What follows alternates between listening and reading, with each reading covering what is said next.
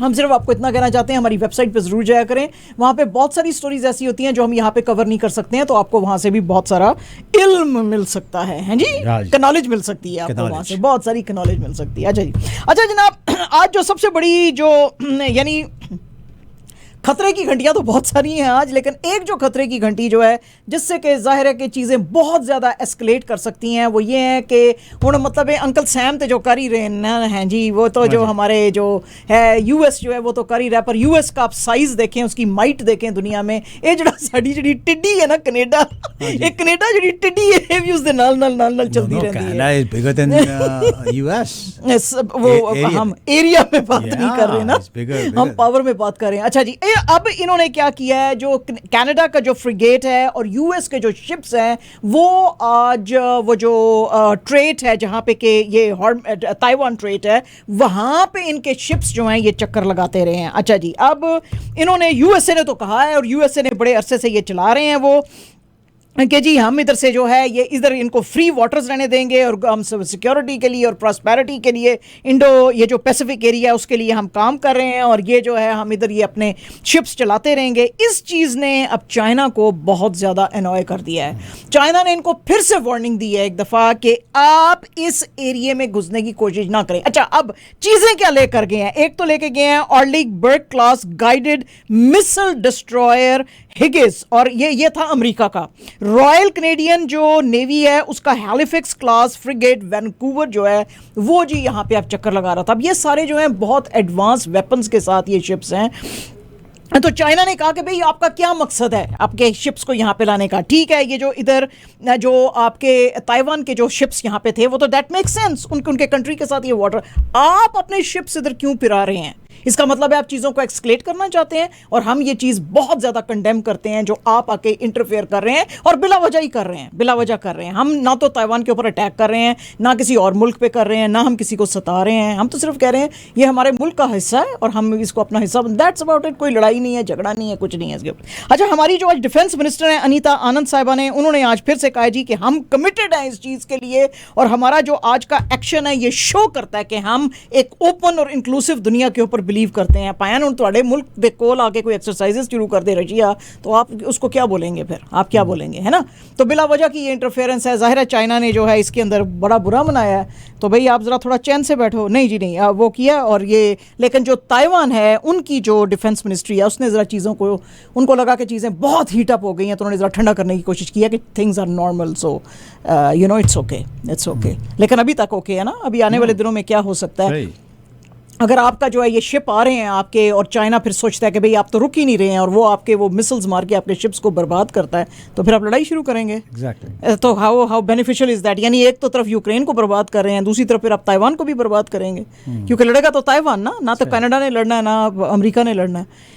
तो ये आज बड़ी सी। अच्छा जी, ट्रूडो साहब जो हैं उनकी आज जो अपनी प्राइम मिनिस्टर जो वेबसाइट है उसके ऊपर एक प्रेस रिलीज आई थी, और उसके ऊपर उन्होंने कहा है कि वो अब जापान में ट्रैवल करेंगे सितंबर 24 से 28 में। आपको पता ही है कि जो शिंजो एबे साहब थे जापान के जो एक्स प्राइम मिनिस्टर, उनकी डेथ हो गई थी, तो उनके फ्यूनरल के लिए जो हैं ट्रूडो साहब वहाँ पे जाएंगे, और वहाँ पे ये मुलाकातें करेंगे जो अब करंट जो जापानीज प्राइम मिनिस्टर हैं किशिडा फ्यूमियो, उनके साथ मिलेंगे, और फिर जाहिर है अपनी जो स्ट्रेटेजिक पार्टनरशिप है इन दोनों के बीच में वो करेंगे। इन्होंने बहुत सारी जो है होमेज पे की है शिंजो एबे को, और उन्होंने कहा कि बड़े ज़बरदस्त ये लीडर थे, और हमारे इनकी वजह से ताल्लुकात जो हैं कनाडा के बड़े अच्छे चले थे यहाँ पे इंडो पैसिफिक रीजन के अंदर।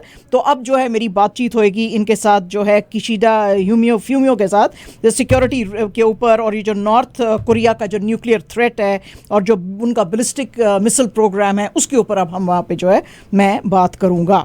फेडरल मिनिस्ट्री जो है जी उसने अब कहा है कि हम ईज ला रहे हैं ये जो कोविड-19 की रिस्ट्रिक्शंस हैं बॉर्डर के ऊपर। अच्छा, इन्होंने क्या किया था कि ये जो वैक्सीनेशन की रिक्वायरमेंट्स और रैंडम टेस्टिंग और mandatory use of arrive can app था, इसके अंदर वो कह रहे हैं हम चेंजेस ला रहे हैं, और वो कह रहे हैं कि शायद सितंबर के एंड पे आ सकता है। वैसे तो हमने वैक्सीनेशन की रिक्वायरमेंट ड्रॉप कर ही दी थी कैनेडियंस जो कि ट्रैवल कर रहे थे बाय प्लेन और ट्रेन जून में, लेकिन फिर भी जो फॉरेनर्स थे उनके लिए ये थी कि इनको वैक्सीनेशन करानी ही पड़ेगी। जाएगी। अब इसके अंदर ये जो चेंजेस लाई जा रही हैं ये कब इंप्लीमेंट करेंगे और कैसे करेंगे, अभी तक हेल्थ कनाडा की तरफ से कोई डिसीजन नहीं बनाया गया, क्योंकि ये जो मेजर्स हैं सारी चूंकि सितंबर 30 को एक्सपायर कर जाएंगी, तो इसलिए शायद लोग ये जो है कंजक्चर्स कर रहे हैं। लेकिन हेल्थ कनाडा ने या मिनिस्ट्री जो ऑफ है ये फॉरेन मिनिस्ट्री, उसकी तरफ से कोई भी इस तरह का जवाब नहीं आया है।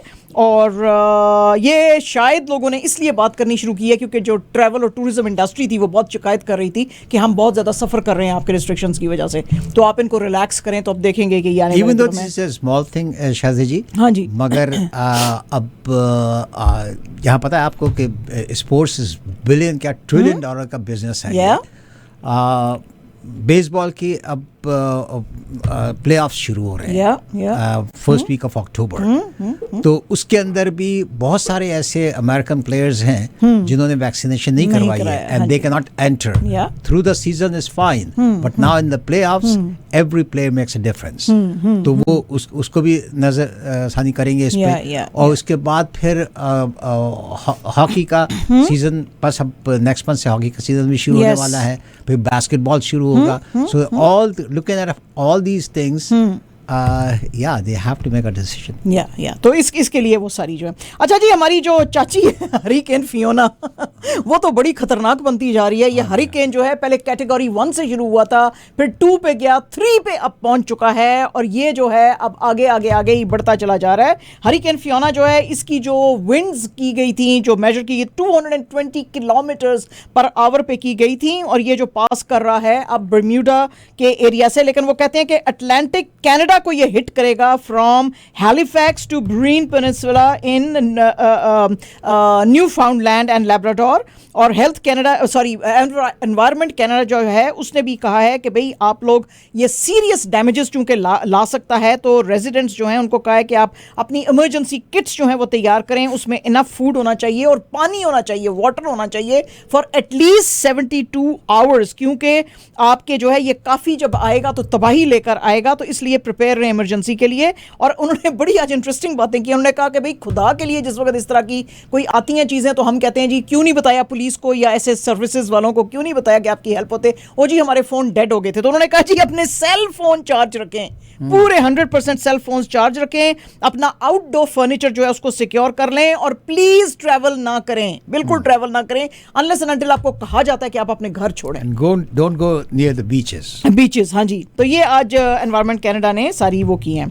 स्टैट्स कनाडा की आज एक रिपोर्ट आई है, and this report is based on जो ये 2021 का सेंसस हुआ था उसके ऊपर, and according to that Stats Canada कह रहा है कि बीसी में मोस्ट अनअफोर्डेबल हाउसिंग का क्राइसिस है, और इसके अलावा हाईएस्ट रेंट्स भी वहीं पे हैं। वो कहते हैं जी कि वो जो कि डाउनटाउन में रहते हैं वहां पे अनअफोर्डेबिलिटी का रेट 25.5% है। वैसे ओंटारियो भी उसके पीछे पीछे ही चल रहा है, 24.2% ओंटारियो में है। वो कहते हैं जी कनाडा के अंदर होम ओनरशिप जो रेट है वो इट हैज फॉलन टू 66.5% इन 2022, जबकि ये जो उसके अंदर 2011 में हम समझते थे बहुत ऊपर चली गई थी, तो उस वक्त ये 69% थी। तो अब भी हम, मुझे लगता है, स्टैट्स कनाडा कहते हैं कि वो हमें लगता है कि हम उसी तरफ चल रहे हैं।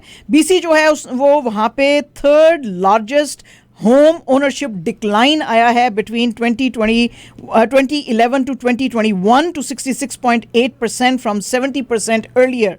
और जो प्रिंस एडवर्ड आइलैंड है वहां पे भी बहुत ज्यादा ड्रॉप आया है। इसकी वजह पता है, एक वजह ये भी है कि लोग जो है अपने रहने के लिए घर नहीं खरीद रहे हैं। Yes, majority of the buyers are the investors. जी बिल्कुल, इन्वेस्टर्स हैं। एग्जैक्टली किलोना का एरिया जो है वहां पे वो कह रहे हैं जी कि रेंट्स जो हैं 54% तक बढ़ गए हैं स्टैट्स कनाडा के मुताबिक। वो कहते हैं जी कि हालांकि हाउस होल्ड इनकम जो है उसके अंदर काफ़ी इंप्रूवमेंट्स आई हैं, लेकिन फिर भी जो हाउसिंग की नीड है वो घटती चली जा रही है, क्योंकि ज़ाहिर है ऑब्वियस ही है, लोगों को पता ही नहीं है कि हम कितने दिन तक जो है एम्प्लॉयड रहेंगे या ये कंपनी जो है कितने दिन चलेगी। और वो कह रहे हैं जी कि इसके अलावा जो स्टैट्स कनाडा ने सर्वे किया है उसके मुताबिक वही जो बेस्ड है 2021 के सेंसस पे, उसके मुताबिक 1.5 मिलियन जो कनेडियंस हैं they are living in conditions that are defined as unsuitable. और जहाँ पे के कंडीशन जो है वो अच्छी नहीं, अच्छी हाउसिंग में नहीं रह रहे हैं वो, तो ऐसे करके ये रिपोर्ट आई है। स्टैबिंग्स माजिद भाई मुस्तकिल तौर पे बढ़ते चले जा रहे हैं और आज भी जो है 2 डिफरेंट वाक़े हुए हैं। टोरंटो पुलिस जो है उसको बताया गया था कि जी इटोबिको की जो एक अपार्टमेंट बिल्डिंग है उसके अंदर डबल होमिसाइड हुआ है। जब वो वहाँ पे पहुँचे तो 2 लोग उनको डेड मिले। ये लड़ाई जो थी या जो भी कुछ हुआ था, स्टैबिंग का मसला ओवरनाइट हुआ था। यहाँ पे रिपोर्ट किया गया था कि जी 3 लोगों को स्टैब किया है। तो 2 सीन के ऊपर जब पुलिस पहुंची तो वो यहाँ पे इज़लिंगटन और बर्गमॉन्ट एवेन्यूज़ पे उनको डेड मिले। एक को हॉस्पिटल लेके गया है, काफ़ी सीरियस उसके इंजरीज हैं, मगर इस सिलसिले में अब मैन जो था वांटेड उसको उन्होंने अरेस्ट कर लिया और वो कह रहे हैं कोई आउटस्टैंडिंग सस्पेक्ट्स अब नहीं है। दूसरा जो वाकया हुआ, ये आप इसमें एक चीज़ और ऐड कर लें जिसको अभी तक उन्होंने कंफर्म नहीं किया है, तो मगर ख्याल ये किया जाता है कि जो हस्बैंड एंड वाइफ को जो कत्ल किया गया है टोबिको में, वो उसका जो कातिल है वो उनका अपना बेटा है। जी जी जी, हो सकता है, बिल्कुल। अच्छा, दूसरे वाक़े के अंदर जी एक और स्टैबिंग हुई है टोरंटो के अंदर और यहाँ पे भी टोरंटो पुलिस ने कहा कि ये 2 मल्टीपल स्टैबिंग्स हुई थी और उसमें जो एक बंदा था वो तो सीन के ऊपर ही उसकी डेथ हो गई थी और दूसरे को जो है वैसे लाइफ थ्रेटनिंग कंडीशन में उसको हॉस्पिटल में लेकर गए हैं, लेकिन अभी तक उसकी कंडीशन का पूरी तरह से आज ज़्यादा पता नहीं चला है।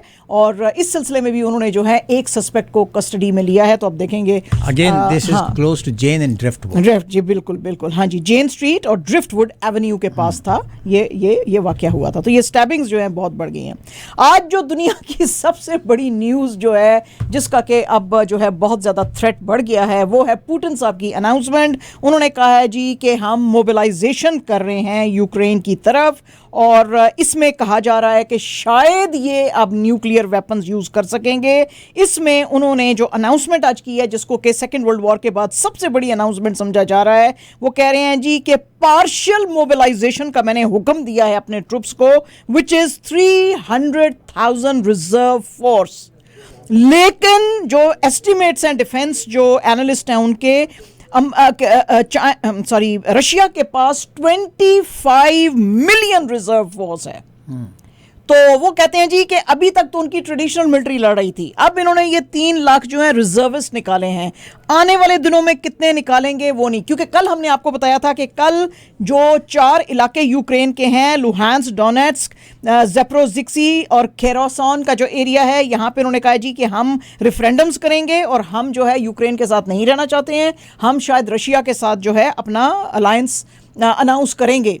तो इसके होते हुए इसके बाद अब ये अनाउंसमेंट आ गई है कि जी अब रिजर्विस्ट जो फोर्सेस हैं वो भी लड़ेंगी। तो इसके ऊपर जो है हो सकता है कि न्यूक्लियर थ्रेट्स आ जाएं, जिसके के ऊपर आज वेस्ट ने बहुत ज़्यादा उन्होंने ये ऐड किया है वहाँ पर कि don't think that I am bluffing. जी, आई एम ब्लफिंग। और उन्होंने ये भी कहा है, उन्होंने कहा जी कि अभी तक तो पुतिन साहब की आज जो टीवी के ऊपर वो एड्रेस कर रहे थे वो ये भी उन्होंने कहा है कि अभी तक तो वेस्ट ने कहा नहीं है कि वो हमारे खिलाफ न्यूक्लियर वेपन्स यूज़ करेंगे, लेकिन वेस्ट को ये भी समझना चाहिए कि हम हर तरह की जंग लड़ सकते हैं। तो अब हर तरह की जंग जो है वो क्या मतलब है, वो कहते हैं हम various means of destruction use कर सकते हैं। So what is that? So that is अच्छा। इसके ऊपर जी रॉयटर्स की आज फिर एक खबर आई। उस रॉयटर्स की इस खबर के मुताबिक नेटो के जो सेक्रेटरी जनरल हैं जैन स्टोल्टनबर्ग, उन्होंने इसको बड़ा डिनाउंस किया है। जाहिर है कि वेस्ट ने तो किया ही है, लेकिन ये नेटो के चूँकि सेक्रेटरी जनरल हैं तो इन्होंने बहुत डिनाउंस किया है। उन्होंने कहा कि ये जो इसका पुतिन का थ्रेट है ये डेंजरस है और बहुत ही रेकलेस है जो इन्होंने बात कही है। और ये पहले कह रहे थे कि मैं तो कोई फुल फ्लैज वॉर का प्लान ही नहीं कर रहा हूं, तो अब ये अपने वर्ड्स के ऊपर वापस चले गए हैं। लेकिन मैं पुतिन साहब को बताना चाहता हूं कि ये उनकी बहुत बड़ी मिसकैलकुलेशन होगी अगर उन्होंने ऐसा किया, और उनको कोई मिसअंडरस्टैंडिंग नहीं होनी चाहिए कि हम लोग कैसे रिएक्ट करेंगे उनकी इन हरकतों की वजह से। हमने अपनी कम्युनिकेशंस में बहुत क्लियरली इनको बताया था कि अनप्रेसिडेंटेड कॉन्सिक्वेंसेज आपको फेस करने पड़ेंगे अगर आपने किसी तरह का भी न्यूक्लियर या दूसरा कोई बड़ा ऐसा अटैक यूक्रेन के ऊपर किया। तो पुतिन साहब ने उसको कहा है कि जी हम देखेंगे जो है वो, तो इसको आप मेरे यूजलेस वर्ड्स ना समझें, आई रियली मीन इट। तो आज उनको है। अच्छा जी, बाइडन साहब जो हैं वो भी अब पहुंचे हुए हैं। आपको पता ही है कि ये जो UNGA की जो मीटिंग हो रही है और उसके ऊपर जो है ये अब चाह रहे हैं कि सारे एलाइज मेरे साथ यूक्रेन के ऊपर खड़े रहें। और इसके अंदर ये इनकी अभी मुलाकात थोड़ी देर पहले होने वाली थी ब्रिटिश PM लिज ट्रुस के साथ भी, और उन्होंने कहा है जी कि हम ना सिर्फ ये कि मैं ऐलान करता हूं $18 बिलियन का टारगेट जो हमको सबको एलाइज को देना चाहिए, global fund to fight AIDS, TB, malaria, लेकिन इसमें जो है हमको $2.9 बिलियन ग्लोबल फूड सिक्योरिटी के लिए एड भी देनी पड़ेगी। इसके अलावा व्हाइट हाउस ने कहा है जी कि इनका जो इस दफा का दौरा है यूनाइटेड नेशंस का, उसमें वो मेन उनका मुद्दा जो है रशिया को कंडेम करने का रहेगा, और 2.9 बिलियन जो इन्होंने अनाउंस करना है वो ज्यादातर यूक्रेन के लिए किया जाएगा ताकि उसके अंदर लाइव्स बचाई जा सकें, इमरजेंसी इंटरवेंशंस की जा सकें, फूड सिक्योरिटी उनको दी जा सके, और जितनी भी वल्नर पॉपुलेशंस हैं, अदरवाइज वल्नरेबल पॉपुलेशंस हैं दुनिया की, अदरवाइज भी उनको भी जो है सिक्योरिटी दी जा सके।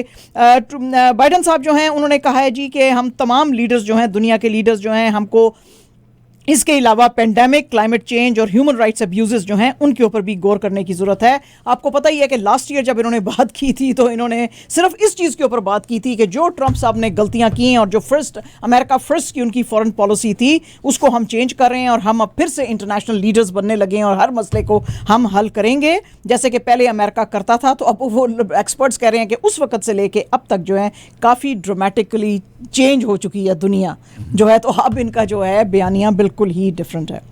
न्यूयॉर्क टाइम्स की जी ये रिपोर्ट है और इसके मुताबिक न्यूयॉर्क अटॉर्नी जनरल जो हैं लेटिटिया जेम्स, उन्होंने एक्यूज किया है ट्रंप साहब और उनकी फैमिली को और उनकी कंपनी जो है, जो ट्रंप ऑर्गेनाइजेशन है, कि इन्होंने फ्रॉड किया है क्योंकि इन्होंने झूठ बोले। इन्होंने आज एलिगेशंस लगाए हैं न्यूयॉर्क अटॉर्नी लेटिटिया जेम्स ने। उन्होंने कहा जी कि ये फ्रॉडुलेंटली अपनी जो प्रॉपर्टीज थी उनको ओवर वो करते थे, वैल्यू करते थे ताकि इनको जो है बहुत सारी चीज़ों के अंदर जो है छूट मिल सके, जो कि वायलेशन है रूल्स की, और ये जो है ये क्रिमिनल चार्जेस इनके खिलाफ प्रेस होने चाहिए। जो लीगल एक्सपर्ट्स हैं वो कहते हैं कि इनका ऑफिस जो है उसके पास तो अथॉरिटी नहीं है ट्रंप साहब के ऊपर लीगल चार्जेस लगाने की, इसीलिए इन्होंने ये जो केस है सारे का सारा फेडरल प्रोसिक्यूटर्स जो मैनहट्टन में हैं उनको रेफर कर दिया है। लेटिटिया जेम्स ने इस पे बात करते हुए कहा कि जो 220 पेजेस की जो मुझे पूरी जो ईयर्स लॉन्ग रिपोर्ट जो मुझे मिली है इनके फ्रॉड्स के ऊपर, जो फाइनेंशियल जो ये फ्रॉड्स करते रहे हैं और जो इनके होल्डिंग्स और डेट्स ये दिखाते रहे हैं, वो ये शो करते हैं कि चाहे इनकी स्टेट मारो लागो जो कि फ्लोरिडा में है, या ट्रंप टावर्स हैं, या कि 40 वॉल स्ट्रीट मैनहट्टन में है, या कि इनकी ट्रंप ऑर्गेनाइजेशन है, ये जो कुछ भी है इसके ऊपर ये सब्सटेंशियल फाइनेंशियल पेनल्टीज इनको देनी चाहिए क्योंकि ये झूठ बोलते रहे हैं और पैसा बचाते रहे हैं और जो है फ्रॉडुलेंट जो है फाइनेंशियल स्टेटमेंट्स देते रहे हैं लेंडर्स और इंश्योरर्स को, और ताकि इनको लो इंटरेस्ट रेट्स देने पड़े और प्रीमियम्स भी इनको बिल्कुल ना देने पड़े। तो he has been accused of billions of dollars in ill gotten gains. तो अब देखेंगे ये आगे चल के कैसे होगी। एंड जनाब, आज वर्ल्ड एयरपोर्ट सर्वे 2022 ने टॉप दुनिया के जो 10 जो एयरपोर्ट्स हैं उनका जिक्र किया है, और उस पे इमेजिन नंबर 1 पे कौन है? नंबर 1 पे कौन है? टोरंटो पियर्सन एयरपोर्ट सबसे वो नीचे है। वो भी एक घटिया रिपोर्ट भी हम कल बताएंगे, लेकिन आज हमने कहा अच्छी रिपोर्ट बताएं। टॉप 10 दुनिया के जो एयरपोर्ट्स हैं उसमें एक्साइटमेंट से कह रही हैं तो आपका दुबई होगा। नहीं, दुबई नहीं है, विच इज वेरी सरप्राइजिंग। मुझे बड़ी हैरत हुई। हमद इंटरनेशनल एयरपोर्ट जो दोहा का है, that is the world's number 1 जो है वो एयरपोर्ट है। वो कहते हैं ना सिर्फ इसका आर्किटेक्चर बड़ा ज़बरदस्त है बल्कि most luxurious in the world है। क्या इसकी अमेनिटीज़ हैं और क्या ये जो है इन एंड आउट में सिर्फ ये जो है 7 to 10 मिनट्स लगाते हैं, और क्या स्टाफ है और क्या फैसिलिटीज़ हैं, उसकी आज उन्होंने तारीफ की। नंबर 2 पे टोक्यो हनेडा इंटरनेशनल है, फिर Singapore Changi airport, then Shanghai, Paris, Munich, Istanbul, Zurich. बड़ी हैरत हुई मुझे देख के ये लिस्ट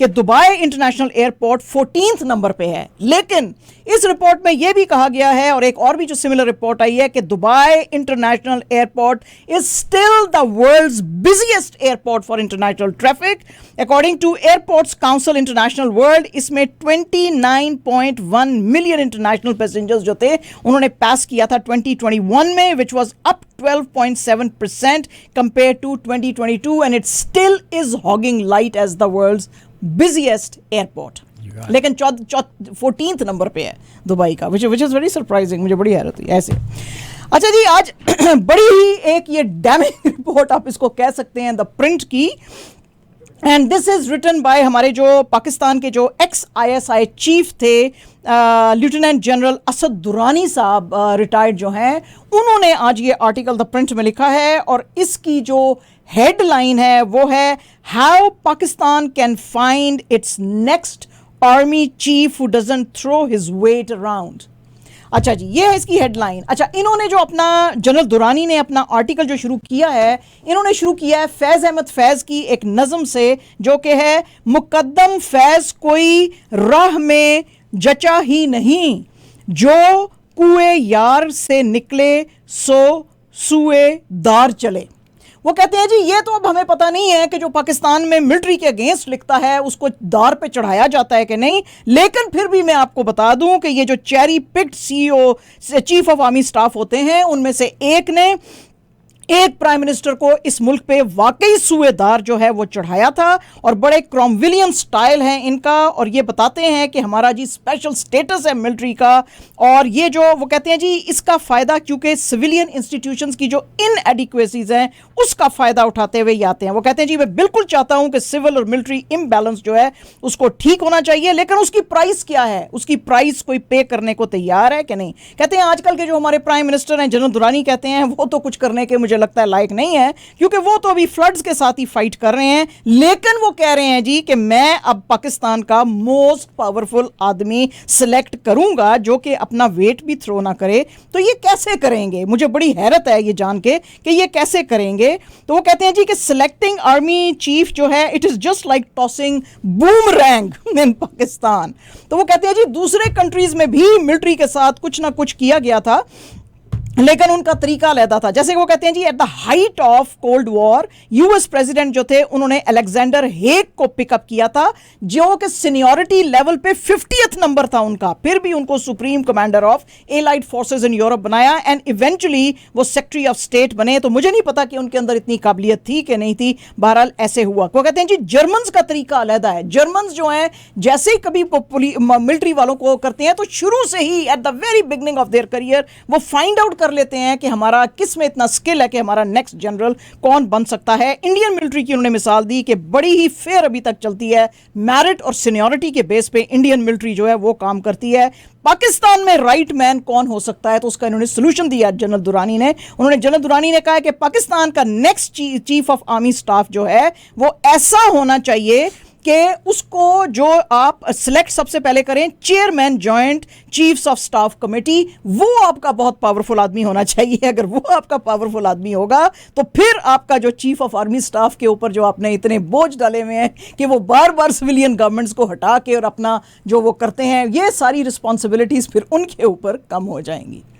तो ये आज जो आई है जी रिपोर्ट, इसकी बहुत आज जो है सारे दुनिया में ही चर्चा हो रही है, और सोशल मीडिया खासतौर पे अगर आप हिंदुस्तान का देखेंगे तो ये द प्रिंट की न्यूज़ जो है हमारे एक्स ISI के चीफ जनरल दुरानी की, ये आपको बहुत नज़र आएगी आज। द वायर की आज एक स्टोरी है जी, और ये भी बहुत ज़्यादा चौंका देने वाली तो मतलब नहीं है, मगर फिर भी मतलब बड़ी हार्ड हिटिंग स्टोरी आप कह सकते हैं। ये story this is written by MR Narayan Swami, और बेसिकली ये आर्टिकल जो है ये एक बुक रिव्यू है। ये बुक लिखी है इन्होंने जो कि 2 टाइम्स इंडिया के वाइस प्रेसिडेंट थे हामिद अंसारी, उनकी किताब पे। उनकी किताब का नाम है fighting for India under communal assault. इसके अंदर जो बुक के अंदर इन्होंने लिखा है, जो कि नारायण स्वामी साहब बता रहे हैं, वो कह रहे हैं कि हामिद अंसारी साहब से ये चीज़ बेहतर कौन समझ सकता है कि हिंदुस्तान के अंदर क्या हुआ और क्या ना हुआ, और इस वक्त जो है वो क्या हो रहा है। 10 साल तक ये राज्यसभा जो है उसके मामला देखते रहे हैं, और ये हमेशा से इन्होंने कहा है, जो कि इन्होंने बुक में भी लिखा है, कि इंडिया एक फंक्शनिंग कॉन्स्टिट्यूशन है इसके अंदर इस मुल्क में, लेकिन फिर भी कहीं कहीं ये डिसफंक्शनल हो जाता है। वो कहते हैं जी हिंदुस्तान जो है एक क्लेडोस्कोप ऑफ रिलीजन्स, कल्चर्स और प्रैक्टिसेस एंड लैंग्वेजेस है, लेकिन आजकल ये सब चीज़ें जो हैं अपसेट नजर आती हैं। अब वो लोग जगह पे नजर आते हैं who are more Hindu than the Hindus, जो कि, और आप वो कहते हैं जी हिंदूज जो हैं इस वक्त 20% ऑफ द पॉपुलेशन है, 14.2% या कि 200 मिलियन जो हैं वहां पे मुसलमान हैं जिनकी लॉन्ग हिस्ट्री है।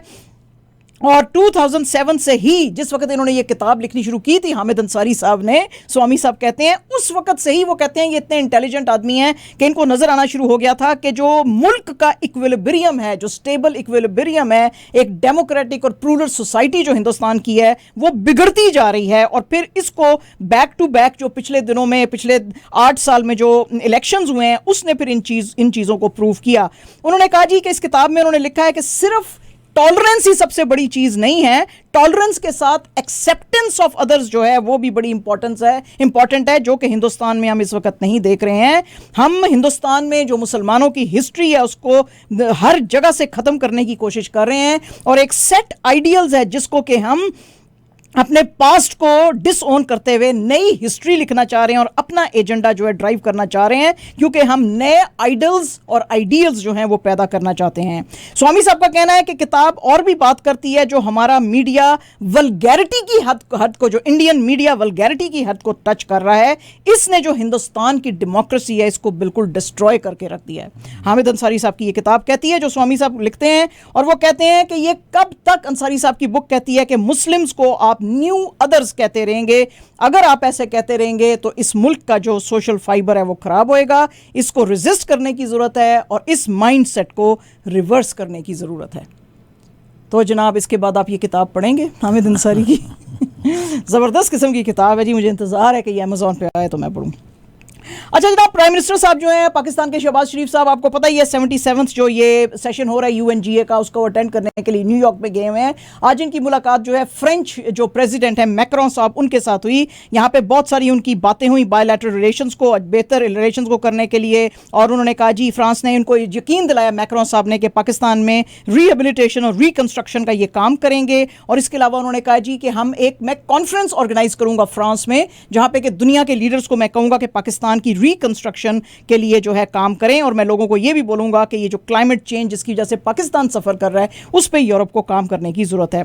इसके अलावा शहबाज शरीफ साहब की मुलाकात जो है स्पेनिश प्रेसिडेंट पेड्रो सांचेज के साथ भी हुई, और इसके ऊपर भी इन्होंने जो है ताल्लुकात को डीप करने की जो है वो बात की। फिर इनकी मुलाकात जो है US special envoy for climate change John Kerry जो है उनके साथ हुई, और उसके ऊपर जो ये पाकिस्तान के अंदर क्लाइमेट ने तबाही मचाई है उसके ऊपर इन लोगों ने बात की। इसके अलावा इनकी मुलाकातें IMF की MD क्रिस्टलिना जॉर्जीवा के साथ हुई हैं, और वर्ल्ड बैंक के प्रेसिडेंट जो हैं डेविड मेलपास के साथ भी हुई हैं। तो बड़ी इंपॉर्टेंट जो हैं इनकी मीटिंग हुई हैं। इसके अलावा जनाब जो हमारे फॉरेन मिनिस्टर हैं बीबी जरदारी साहब, उनकी आज मुलाकातें जो हैं वो मेटा, जो कि आपको पता ही है फेसबुक का पेरेंट जो है वो फेसबुक की पेरेंट फर्म है मेटा, उसके ऑफिशियल्स के साथ हुई। इनके president global affairs at Meta Nick Clegg जो है उनके साथ हुई, जिसके के अंदर बीबी जरदारी साहब ने इनको कहा कि आप पाकिस्तान के अंदर आके, अब अवाम बड़ी टेक सेवी है, आप अपना एक जो है ऑफिस खोलें आप जो है पाकिस्तान में। पाकिस्तान की यंग पॉपुलेशन 64% जो हैं they are below the age of 30, और बड़ी high tele density massive digitalization of economy, business friendly regulatory regime जो है अब एग्जिस्ट करती है पाकिस्तान में। तो आप आए। इनकी मुलाकात उस वक्त हुई जब मेटा ने 125 मिलियन रुपीस की ह्यूमैनिटेरियन एड जो है पाकिस्तान को दी है, और उन्होंने कहा जी कि फुल रिकवरी, रिहेबिलिटेशन और रिकंस्ट्रक्शन ऑफ पाकिस्तान के लिए हम काम करते रहेंगे।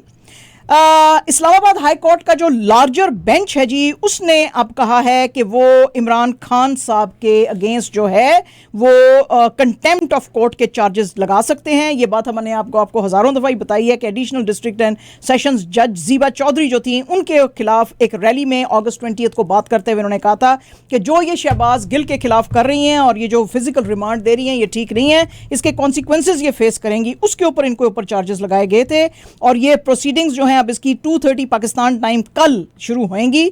और इमरान खान की 15 member legal team, 15 law officers from the office of attorney general, advocate general, ये सब जो हैं कोर्ट रूम में आ सकेंगे, और इसके अलावा कोई भी नहीं आएगा। इस्लामाबाद की जो पुलिस है वो सिक्योरिटी प्रोवाइड करेगी। सिर्फ वो लोग जिनको के इस्लामाबाद हाई कोर्ट का रजिस्ट्रार ऑफिस पासेस देगा वो उस वक्त वहाँ पे मौजूद रहेंगे। 5 member larger bench of Islamabad high court जो है वो अब फ्रेम करेंगे ये charges against Imran Khan. Islamabad high court के चीफ जस्टिस अतर मिल्ला ने पहले इमरान खान से कहा था कि आप अपने रिस्पॉन्सेज दें। उन्होंने कहा कि अगर मैंने कुछ गलत कहा है ज़ीबा चौधरी के बारे में तो उसके लिए मैं अपोलोजाइज़ करता हूं। अतर मिल्ला का कहना है ये अनकंडीशनल अपोलॉजी नहीं है, तो इसलिए इनके खिलाफ चार्जेस फ्रेम किए जाए। मतलब एक ही करे पाएँ थोड़े आगे आके हाथ जोड़े के माई बाप मुझे माफ़ कर दो, हैं मेरे से बहुत बड़ी गलती हो गई है, मतलब आदि करते हैं आप भी पायन। अच्छा जी, और जनाब जो इस्लामाबाद हाई कोर्ट है उसने आज डिसमिस कर दिया है केस नैरोवाल स्पोर्ट्स कॉम्प्लेक्स का जो करप्शन केस था एहसन इकबाल साहब के अगेंस्ट, उसको डिसमिस किया है। उन्होंने कहा जी कि 2019 में नैब ने ये जो है एहसन इकबाल को अरेस्ट किया था, और 2020 में अकाउंटेबिलिटी कोर्ट ने इनको इंडाक्ट भी किया था। नैब ने इनको कहा था कि इन्होंने जो प्रोजेक्ट की कीमत थी उससे बहुत ज़्यादा बढ़ा दी थी, कीमत उसको बढ़ाने का हुक्म दिया था। ये प्रोजेक्ट जो था 34.75 मिलियन रुपीस में बन सकता था, लेकिन इन्होंने इसकी कीमत 2994 मिलियन को बढ़ा दी इन्होंने। और इन्होंने कहा जी कि इस प्रोजेक्ट की जो इनिशियल अप्रूव्ड कीमत है वो सही नहीं है, तो इलीगली इन्होंने डायरेक्ट किया था पाकिस्तान स्पोर्ट्स बोर्ड को और नेस्पाक को कि ये जो इसका स्कोप है ये बढ़ाएं, और इससे इन्हांस हुई थी कॉस्ट और टैक्स पेयर्स पे बड़ा वो पड़ा था। एहसन इकबाल साहब जो है उन्होंने कहा जी कि ये सिर्फ एलिगेशंस हैं मेरे खिलाफ, तो इस्लामाबाद हाई कोर्ट ने आज जो है जो इन्होंने रेफरेंस जो है दायर किया था उसको देखते हुए इनके खिलाफ ये केस जो है खारिज किया है। यूनाइटेड नेशंस ह्यूमैनिटेरियन कोऑर्डिनेटर जो हैं जूलियन हर्निज, वो आज एक प्रेस कॉन्फ्रेंस कर रहे थे इस्लामाबाद के अंदर। उसके अंदर इन्होंने बहुत ज्यादा वार्न किया है वर्ल्ड अथॉरिटीज को। उन्होंने कहा कि पाकिस्तान के अंदर फ्लड्स तो हैं ही, उसका थ्रेट तो है ही, लेकिन अब एक और डेडलियर जो है वो यहाँ पे मुसीबत आने वाली है, और वो है वाटर बोर्न डिजीजेज और मैल न्यूट्रिशन। वो कहते हैं कि इतने लोग शायद नहीं मरे हैं फ्लड्स की वजह से जितने आप डेंगी, मलेरिया, कॉलरा, डायरिया और मैल न्यूट्रिशन की वजह से मरेंगे।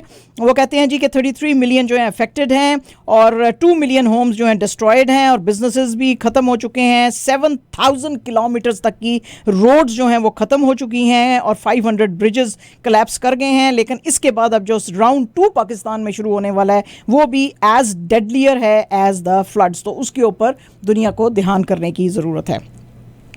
रशिया से जनाब जो रिलीफ गुड्स का, जिसकी कि कल परसों बात हुई थी रशियन प्रेसिडेंट पुतिन साहब की शहबाज शरीफ साहब के साथ, उसके बाद आज पहला रिलीफ तैयारा जो है रशिया से वो कराची में पहुंचा है जिना इंटरनेशनल एयरपोर्ट पे।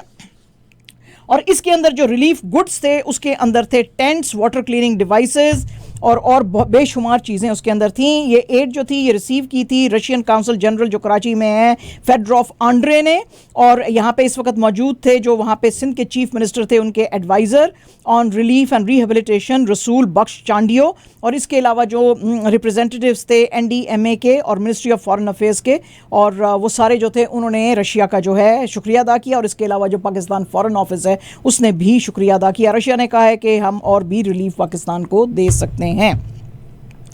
एंड जनाब करीना कपूर टर्न्स 42 टुडे।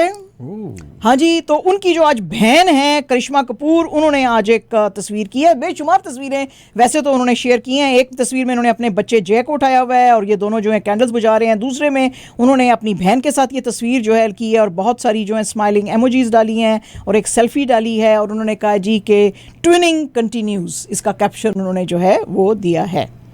और जनाब स्वरा भास्कर जो कि अक्सर आप देखते हैं कि बॉलीवुड के ऊपर एतराज़ करती हैं बहुत ज़्यादा, जैसे कि करण जौहर के बारे में उन्होंने कहा था कि जी बड़ा नेपोटिज्म शो करते हैं, लेकिन आज जो हैं वो करण जौहर के सपोर्ट में नज़र आई सामने। उन्होंने कहा कि ये बॉलीवुड के अगेंस्ट जो ये बॉयकॉट ट्रेंड जो है सोशल मीडिया पे चल रहा है, जिसकी वजह से जितनी भी अभी लेटेस्ट फिल्में आई थी वो सारी फिल्में जो हैं बॉम्ब कर गई थी बॉक्स ऑफिस के ऊपर, तो ये गलत तरीका है। उसकी वजह यह है कि सुशांत सिंह राजपूत की जब से डेथ हुई है 2022 में और सारे मामलात सामने आए हैं ड्रग्स के और कॉन्स्पिरेसी के, उस वक्त से लोगों ने कहना शुरू किया कि बॉलीवुड को आप जो है बॉयकॉट करें। तो वो कहते हैं जी कि यस करण जौहर साहब बड़ा नेपोटिज्म फिल्म इंडस्ट्री में दिखाते हैं, लेकिन उसको मर्डरर कहना सुशांत सिंह राजपूत के लिए अनफेयर है बिल्कुल, और बॉलीवुड जो है उसके खिलाफ भी बात करना बिल्कुल गलत है, क्योंकि हर कोई बॉलीवुड में गलत नहीं है। इस वक्त बॉलीवुड में फियर का माहौल है और सोशल मीडिया वाले जो हैं इनको हर चीज़ को बॉयकॉट करने के लिए कह रहे हैं, लेकिन आपको पता नहीं है कि जेन्युइन इंडस्ट्री है ये और उसके अंदर बहुत सारे और भी लोग हैं। और अब लोग जो हैं ये बिलीव करना शुरू कर दिया है कि अगर आपके खिलाफ कोई कंट्रोवर्सी हो जाती है तो आप लोग ये एतराज़ करते हैं कि बॉलीवुड वाले चुप रहते हैं, इसलिए कि अब उन्होंने सोच लिया है कि इट इज़ बेटर कि हम उसके ऊपर कोई कमेंट ना करें अगर कोई आती है तो।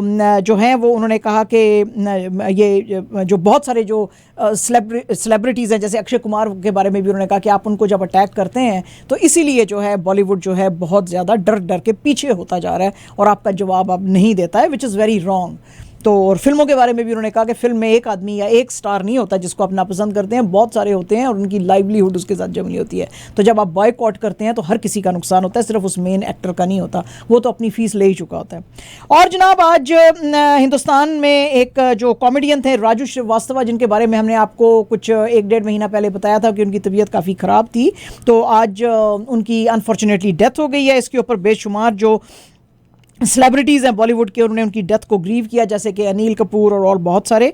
तो कपिल शर्मा जो है उन्होंने अपने इंस्टाग्राम पे एक बड़ा इमोशनल मैसेज डाला और एक तस्वीर डाली है राजू श्रीवास्तव जिनकी के डेथ हुई है अभी कार्डिक अरेस्ट की वजह से, और उनको दिल्ली के एम्स हॉस्पिटल में एडमिट किया गया था अगस्त 10 को, जब वो जिम में अपनी वर्कआउट कर रहे थे। तो कपिल शर्मा ने इस पे अपना जो कपिल शर्मा शो है उसके सेट की तस्वीर डालते हुए कहा कि you made me cry for the first time Raju भाई, और मैं I would like to meet you for the last time and God bless you, good bye and Om Shanti.